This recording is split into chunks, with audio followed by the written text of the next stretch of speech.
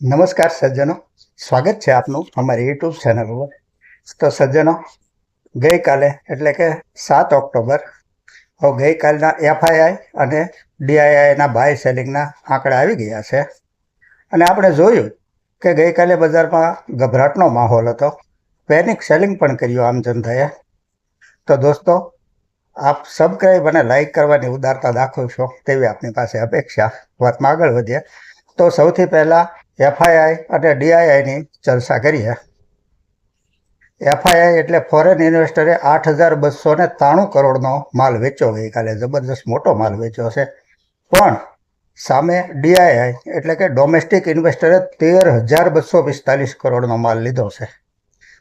તો પછી 8,000ની સામે 13,000નું ડોમેસ્ટિક ઇન્વેસ્ટરનું બાઇંગ હોવા છતાં માર્કેટ ઘટ્યું કેમ? વિચાર ભાગી લેતો મુદ્દો છે. જો આપણે જોઈએ તો સેલિંગ રિટેલ નિવેશકોએ અને પબ્લિકે જ કર્યું છે, કોઈ મોટી સંસ્થાએ નથી કર્યું, મ્યુચ્યુઅલ ફંડે નથી કર્યું. આંકડા સ્પષ્ટ છે. 3 અને 4 ઓક્ટોબરે માર્કેટ ઓલરેડી ઘટેલું જ હતું. તો પછી શા માટે 7 ઓક્ટોબરે લોસ બુક કરવો જોઈએ? લોસ બુક કરાતો જ નથી ને.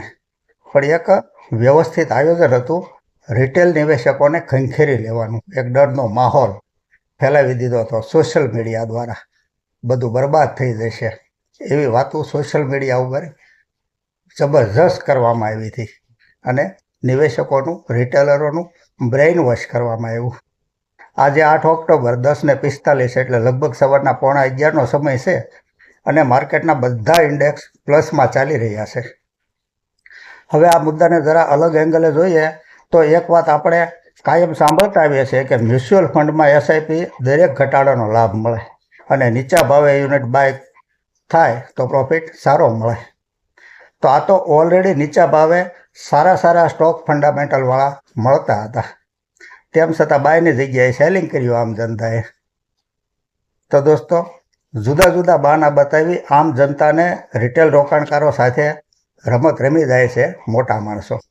એને સમજવું જરૂરી છે. એ આપણી સાથે ખેલ પાડે ત્યારે પહેલાં આપણે એની સાથે કેમ ખેલ પાડી દેવું, બસ આ જ અભ્યાસ કરવાનો છે.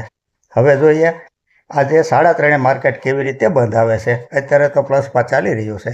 તો નમસ્કાર દોસ્તો, હવે પછી મળીશું.